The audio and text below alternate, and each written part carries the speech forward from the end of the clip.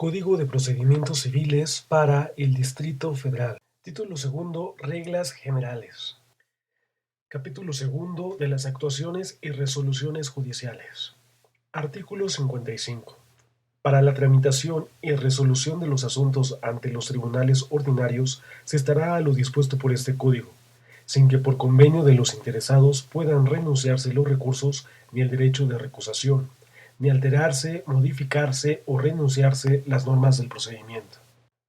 Para el caso que no se hubiere logrado un avenimiento en la audiencia previa, el juez y el conciliador estarán facultados para intentarlo en todo tiempo, antes de que se dicte la sentencia definitiva, pudiendo aplicar las reglas y principios generales aceptados en la mediación y en la conciliación. Asimismo, los titulares de los órganos jurisdiccionales deberán informar a los particulares sobre las características y ventajas de la mediación, para alcanzar una solución económica, rápida y satisfactoria de sus controversias. Si en constancia de autos el juez advirtiere que el asunto es susceptible de solucionarse a través de la mediación, el juez exhortará a las partes a que acudan al procedimiento de mediación a que se refiere la Ley de Justicia Alternativa del Tribunal Superior de Justicia para el Distrito Federal e intenten a través de dicho procedimiento llegar a un acuerdo que ponga fin a la controversia. El juez podrá decretar la suspensión del juicio hasta por el término de 2 meses con los efectos previstos por la propia Ley de Justicia Alternativa, a partir de que las partes le informen que han iniciado el procedimiento de mediación correspondiente. En el caso de que las partes logren la construcción de un acuerdo por medio del procedimiento de mediación, lo harán del conocimiento del juez, quien decretará la conclusión del procedimiento y lo archivará como corresponda. En caso de que las partes, una vez recibida la premediación, no hubieran aceptado el procedimiento o habiendo iniciado no fuera posible llegar a un acuerdo dentro del plazo señalado, lo harán saber al juez del conocimiento para que dicte el proveído que corresponda y continúe la sustanciación del procedimiento. Artículo 56. Todos los expedientes se formarán por el tribunal con la colaboración de las partes, terceros, demás interesados y auxiliares que tengan que intervenir en los procedimientos, observando forzosamente las siguientes reglas. Primero, todos los recursos de las partes y actuaciones judiciales deberán escribirse en español y estar firmados por quienes intervengan en ellos. Cuando alguna de las partes no supiere o no pudiere firmar, impondrá su huella digital, firmando otra persona en su nombre y a su ruego, indicando estas circunstancias. La falta de cumplimiento de los requisitos señalados dará lugar a que no se obsequie la petición que se contenga en el escrito respectivo. 2. Los documentos redactados en idioma extranjero deberán acompañarse con la correspondiente traducción al español. 3. En las actuaciones judiciales, las fechas y cantidades se escribirán con letra y no se emplearán abreviaturas ni se rasparán las frases equivocadas sobre las que solo se podrá una línea delgada que permita la lectura, salvándose al final del documento con toda precisión el error cometido. 4. Las actuaciones judiciales deberán ser autorizadas bajo pena de nulidad por el funcionario público a quien corresponda dar fe o certificar el acto. Artículo 57. Todos los expedientes se llevarán en la forma y para los fines que se precisan en este código. Artículo 58. El Tribunal de Alzada, por el primer testimonio que se envíe por el juez para trámite de algún recurso, formará un expediente de constancias y ordenará formar otro expediente que se denominará toca de recurso, el cual se integrará con los escritos de agravios y su contestación, si las hubo, las providencias y actuaciones ordenadas y practicadas por la alzada, así como la resolución que se dicte, de la que se agregará una copia autorizada al cuaderno de constancias y se remitirá otra copia igual al juez para su conocimiento y, en su caso, cumplimiento. El juez seguirá actuando en el expediente sin suspender el procedimiento, a menos que haya disposición en contrario, salvo cuando los recursos se admitan en ambos efectos, caso en el cual remitirá los autos originales al tribunal. El tribunal formará con los diferentes testimonios que remite el juez un solo expediente de constancias que servirá para el trámite de todos los subsecuentes recursos de que deba conocer en segundo grado. Cuando el tribunal deje de conocer por cualquier razón de tales recursos, lo comunicará al juez y remitirá ese expediente de constancias al tribunal que deba de continuar conociendo de los recursos subsecuentes. Los expedientes de constancias que se formen se podrán destruir cuando el asunto esté definitiva y totalmente concluido. Artículo 59. Las audiencias en todos los procedimientos se llevarán a cabo observando las siguientes reglas. 1. Serán públicas, pero el tribunal podrá determinar que aquellas que se refieran a divorcio, nulidad de matrimonio o las demás en que a su juicio convenga sean privadas. En todos los supuestos en que no se verifique públicamente, se deberán de hacer constar los motivos para hacerlo en privado, así como la conformidad o inconformidad de los interesados. El acuerdo será reservado. 2. El secretario, bajo la vigilancia del juez, hará constar el día, lugar y hora en que principie la audiencia, así como la hora en que termine. 3. No se permitirá interrupción de la audiencia por persona alguna, sea de los que intervengan en ella o de terceros ajenos a la misma. El juez queda facultado para reprimir los hechos de interrupción con medios de apremio o correcciones disciplinarias, además de ordenar la expulsión con uso de la fuerza pública de aquel o aquellos que intenten interrumpirla. 4. En los términos expresados en la fracción cuarta del artículo 62, serán corregidos los testigos, peritos o cualesquiera otros que, como partes o representándolas, faltaren en las vistas y actos solemnes judiciales, de palabra o de obra o por escrito, a la consideración, respeto y obediencia debido a los tribunales. Artículo 60. Los jueces y magistrados a quien corresponda recibirán por sí mismos las declaraciones y presidirán todos los actos de prueba bajo su más estricta y personal responsabilidad. Artículo 61. Los jueces, magistrados y secretarios tienen el deber de mantener el buen orden y de exigir que se les guarde el respeto y la consideración debidos, por lo que tomarán de oficio a petición de parte todas las medidas necesarias establecidas en la ley, tendientes a prevenir o a sancionar cualquier acto contrario al respeto debido al tribunal y al que han de guardarse las partes entre sí, así como las faltas de decoro y probidad, pudiendo requerir el auxilio de la fuerza pública. La violación al no mandado por este precepto se sancionará de acuerdo con las disposiciones de este código, y a falta de regulación expresa mediante la imposición de multa según las reglas establecidas en la fracción segunda del artículo 62. Cuando la infracción llegare a tipificar un delito, se procederá contra quienes lo cometieron, con arreglo a lo dispuesto en la legislación penal. Las infracciones a que se refiere este precepto se anotarán en el registro judicial y se considerarán para motivar la imposición de las sanciones que procedan. Artículo 62. Se entenderá por corrección disciplinaria 1. El apercibimiento o amonestación. 2. La multa, que será en los juzgados de lo civil de proceso oral, así como en los juzgados de lo civil de cuantía menor, como máximo de 6,000 pesos, en los de primera instancia de 30,000 pesos como máximo y en el tribunal de alzada de 60,000 como máximo. Estas multas se duplicarán en caso de reincidencia. Los montos de las multas que se impongan por los órganos jurisdiccionales se actualizarán en forma anual con base en la variación observada por la inflación en el valor del Índice Nacional de Precios al Consumidor, publicado por el Instituto Nacional de Estadística y Geografía, entre la última actualización de dicho monto y el mes de noviembre del año en cuestión. A falta de uno o de otro, serán aplicables los que lo sustituyan. 3. Los que se resistieren a cumplir la orden de expulsión serán arrestados hasta por un término de 6 horas.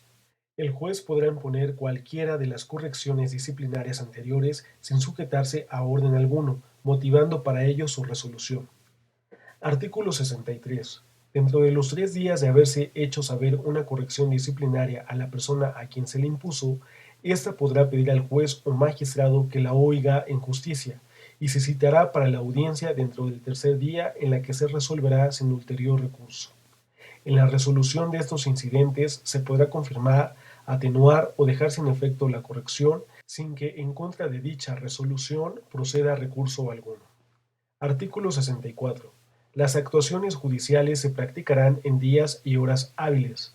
Son días hábiles todos los del año, menos los sábados y domingos, y aquellos que las leyes declaren festivos. Se entienden horas hábiles las que median desde las 7 hasta las 19 horas. En los juicios sobre alimentos, impedimentos de matrimonio, servidumbres legales, interdictos posesorios, diferencias domésticas, pérdida de la patria potestad, adopción y los demás que determinen las leyes, no hay días ni horas inhábiles. En los demás casos, el juez puede habilitar los días y horas inhábiles para actuar o para que se practiquen diligencias, cuando hubiere causa urgente que lo exija, expresando cuál sea ésta y las diligencias que hayan de practicarse. Artículo 65. Los tribunales tendrán una oficialía de partes común y su propia oficialía de partes. La primera de estas tendrá las siguientes atribuciones. 1. Turnar el escrito por el cual se inicie un procedimiento al juzgado que corresponda para su conocimiento.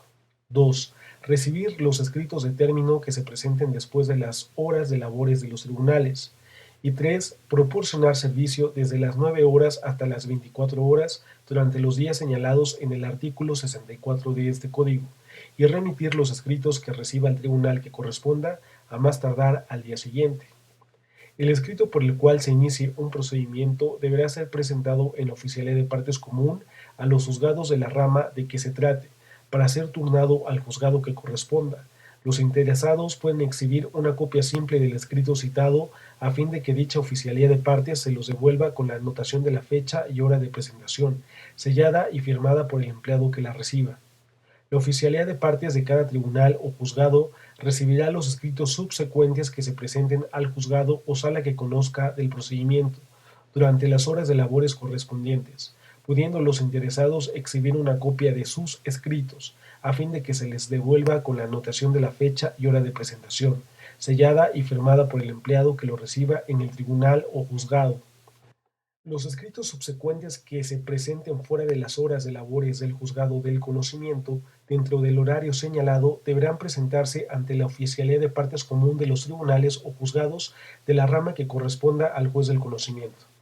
Los empleados encargados de la recepción de escritos y documentos en ningún caso y por ningún motivo podrán rechazar promoción alguna. Las primeras diligencias en materia de depósito de personas y demás cuestiones de derecho familiar o cualquiera otras que, a juicio del juez, fueren de índole tan perentoria y urgente que su dilación de motivo fundado para temer que se causen perjuicios a los interesados, podrán acordarse y en su caso proceder a la ejecución que se ordene por cualquiera de los jueces a quienes se solicite. Fuera de los casos expresados en el párrafo anterior, los jueces que dicten providencia en un negocio que no estuviere turnado a ellos serán corregidos disciplinariamente. Artículo 65 bis. En el caso de detectarse por el juez la realización de cualquier acción tendiente a burlar el turno establecido en las oficialías de partes comunes, una vez presentado un escrito por el cual se inicia un procedimiento, ya sea exhibiendo varios de estos para elegir el juzgado que convenga o desistiéndose de la instancia más de una vez sin acreditar la necesidad de hacerlo o cualquier acción similar, la parte promovente y sus abogados patronos se harán acreedores solidariamente a una multa que será fijada por el juez, la que no será inferior a 6,000 pesos ni superior de 30,000 pesos. Dicho monto se actualizará en los términos que establece la fracción segunda del artículo 62 de este Código. Artículo 66. El secretario dará cuenta con los escritos presentados, a más tardar dentro de las 24 horas de su presentación, bajo la pena de cubrir, por concepto de multa, el importe de hasta 3 días del salario que perciba sin perjuicio de las demás que merezca conforme a las leyes. Artículo 67. Los secretarios cuidarán de que las promociones originales o en copias sean claramente legibles y de que los expedientes sean exactamente foliados al agregarse cada una de las hojas. Rubricarán todas estas en el centro de los escritos y pondrán el sello de la Secretaría en el fondo del cuaderno, de manera que queden selladas las dos caras. Artículo 68. El promovente de procedimientos de jurisdicción voluntaria y los litigantes podrán designar un notario que desempeñe las funciones que este código asigna al secretario. En las testamentarias e intestados, la designación podrá hacerse por el albacea. La remuneración del notario no se regulará en las costas, sino cuando fuere designado de común acuerdo. Artículo 69. En ningún caso se entregarán los autos a las partes para que los lleven fuera del tribunal. Las frases dar vista o correr traslado solo significan que los autos quedan en la secretaría para que se impongan de ellos los interesados, para que se les entreguen copias, para tomar apuntes, alegar o glosar cuentas. Las disposiciones de este artículo comprenden al Ministerio Público. Artículo 70. Los autos que se perdieren serán repuestos a costa del que fuere responsable de la pérdida, quien además pagará los daños y perjuicios, quedando sujeto a las disposiciones del Código Penal. La reposición se substanciará incidentalmente y sin necesidad de acuerdo judicial. El secretario hará constar desde luego la existencia anterior y falta posterior del expediente. Quedan los jueces facultados para investigar de oficio la existencia de las piezas de autos desaparecidos, valiéndose para ello de todos los medios que no sean contrarios a la moral o al derecho. Artículo 71. El tribunal está obligado a expedir a costa del solicitante, sin demora alguna, copia simple o fotostática de los documentos o resoluciones que obren en autos, bastando que la parte interesada lo solicite verbalmente, sin que requiera decreto judicial, dejando constancia en autos de su recepción. Cuando la parte que solicita lo haga a través de defensor de oficio, las copias de referencia se expedirán sin costo alguno.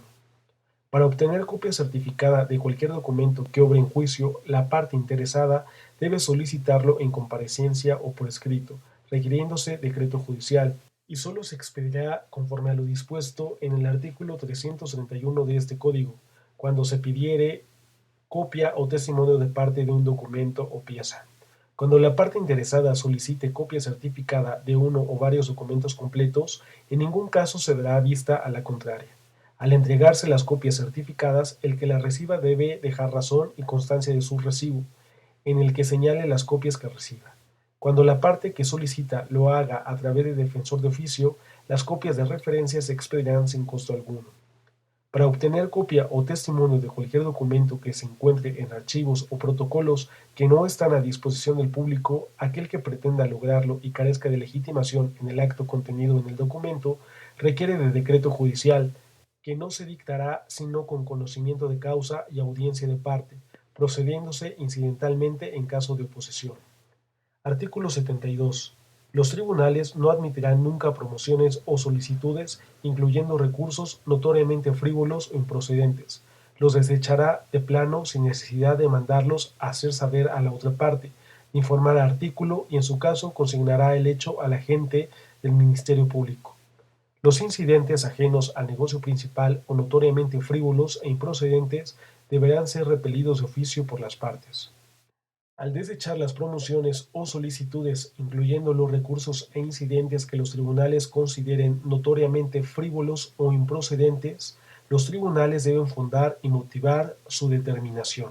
Artículo 73. Los jueces, para hacer cumplir sus determinaciones, pueden emplear cualquiera de los siguientes medios de premio, sin que para ello sea necesario que el juzgador se ciña al orden que a continuación se señala. 1. La multa hasta por las cantidades a que se refiere el artículo 62, la cual podrá duplicarse en caso de reincidencia.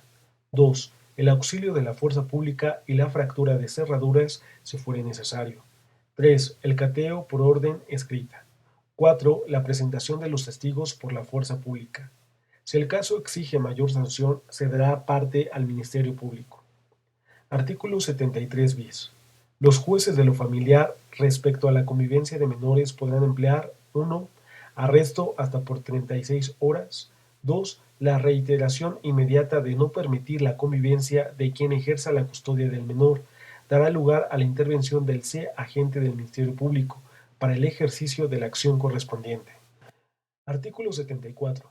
Las actuaciones serán nulas cuando les falte alguna de las formalidades esenciales, de manera que quede sin defensa cualquiera de las partes, y cuando la ley expresamente lo determine, pero no podrá ser invocada esta nulidad por la parte que dio lugar a ella.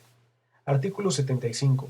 La nulidad establecida en beneficio de una de las partes no puede ser invocada por la otra. Artículo 76. Las notificaciones hechas en forma distinta a la prevenida en el artículo 5 del título segundo serán nulas, pero si la persona notificada se hubiere manifestado en juicio, sabedora de la providencia, la notificación surtirá desde entonces sus efectos como si estuviera legítimamente hecha. Artículo 77. La nulidad de una actuación debe de reclamarse en la actuación subsecuente, pues de lo contrario aquella queda revalidada de pleno derecho, con excepción de la nulidad por defecto en el emplazamiento. Artículo 78. Solo formará artículo de previo y especial pronunciamiento la nulidad de actuaciones por falta de emplazamiento. Los incidentes que se susciten con motivo de otras nulidades de actuaciones o de notificaciones se tramitarán y resolverán en los términos de lo dispuesto por el artículo 88. Artículo 79. Las resoluciones son: 1. Simples determinaciones de trámite y entonces se llamarán decretos. 2. Determinaciones que se ejecuten provisionalmente y que se llaman autos provisionales. 3. Decisiones que tienen fuerza de definitivas y que impiden o paralizan definitivamente la prosecución del juicio y se llaman autos definitivos. 4. Resoluciones que preparan el conocimiento y decisión del negocio ordenado, admitiendo o desechando pruebas, y se llama autos preparatorios. 5. Decisiones que resuelven un incidente promovido antes o después de dictada la sentencia, que son las sentencias interlocutorias. 6. Sentencias definitivas. Artículo 80. Todas las resoluciones de primera y segunda instancia serán autorizadas por jueces, secretarios y magistrados con firma entera. Artículo 81. Todas las actuaciones, sean decretos, autos provisionales, definitivos o preparatorios, o sentencias interlocutorias, deberán ser claras, precisas y congruentes con las promociones de las partes, resolviendo sobre todo lo que en éstas hayan pedido.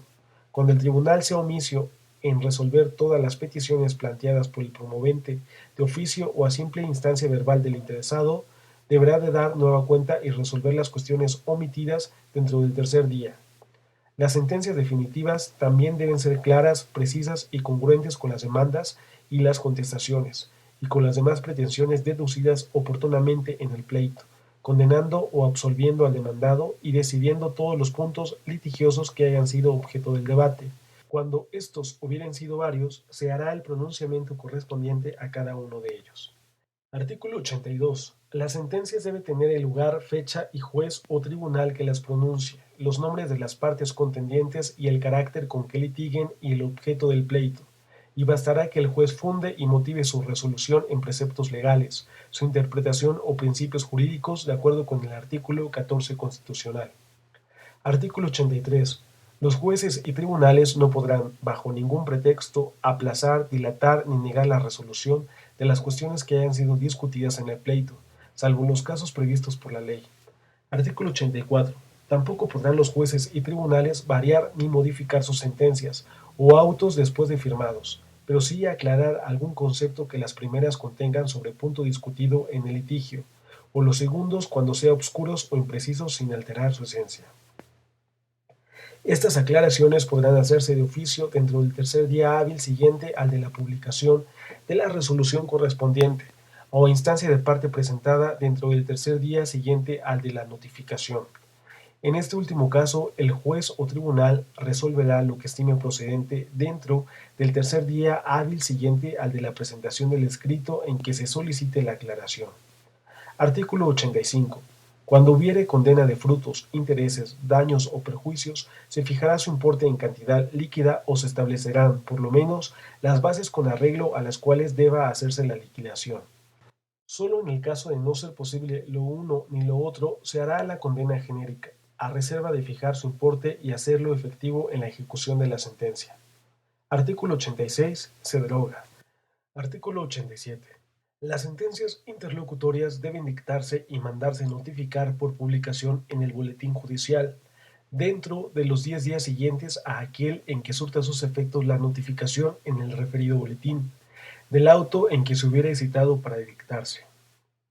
Las sentencias definitivas deben dictarse y mandarse notificar por publicación en el Boletín Judicial dentro de los 15 días siguientes a aquel en que surta sus efectos la notificación en el referido boletín del auto en que se hubiere hecho la citación para sentencia.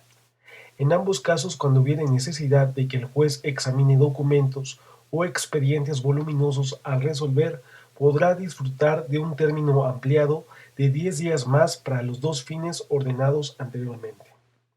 Artículo 88. Los incidentes se tramitarán, cualquiera que sea su naturaleza, con un escrito de cada parte y 3 días para resolver.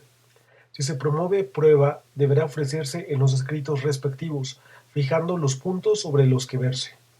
Si las pruebas no tienen relación con los puntos cuestionados incidentalmente o si estos son puramente de derecho, el tribunal deberá desecharlas.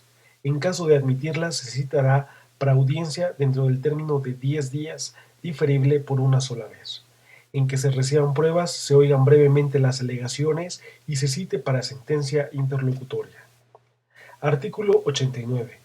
Los decretos y los autos deben dictarse y mandarse notificar por publicación en el Boletín Judicial dentro del plazo de 3 días siguientes a las 24 horas en que el secretario de Acuerdos forzosamente dé cuenta después del último trámite o promoción correspondiente. Artículo 90. El retardo sin justa causa en el pronunciamiento y publicación de decretos, autos y sentencias dará lugar a queja administrativa que se presentará ante el Consejo de la Judicatura para su trámite y sanción respectiva. Artículo 91. Toda sentencia tiene a su favor la presunción de haberse pronunciado según la forma prescrita por el derecho, con conocimiento de causa y por juez legítimo con jurisdicción para darla. Artículo 92. La sentencia firme produce acción y excepción contra los que litigaron y contra terceros llamados legalmente al juicio. Artículo 93. El tercero puede excepcionarse contra la sentencia firme, pero no contra la que recayó en juicio de estado civil, a menos que alegue colusión de los litigantes para perjudicarlo. Artículo 94. Las resoluciones judiciales dictadas con el carácter de provisionales pueden modificarse en sentencia interlocutoria o en la definitiva. Las resoluciones judiciales firmes dictadas en negocios de alimentos, ejercicio y suspensión de la patria potestad, interdicción, jurisdicción voluntaria y las demás que prevengan las leyes, pueden alterarse y modificarse cuando cambien las circunstancias que afecten el ejercicio de la acción que se dedujo en el juicio correspondiente.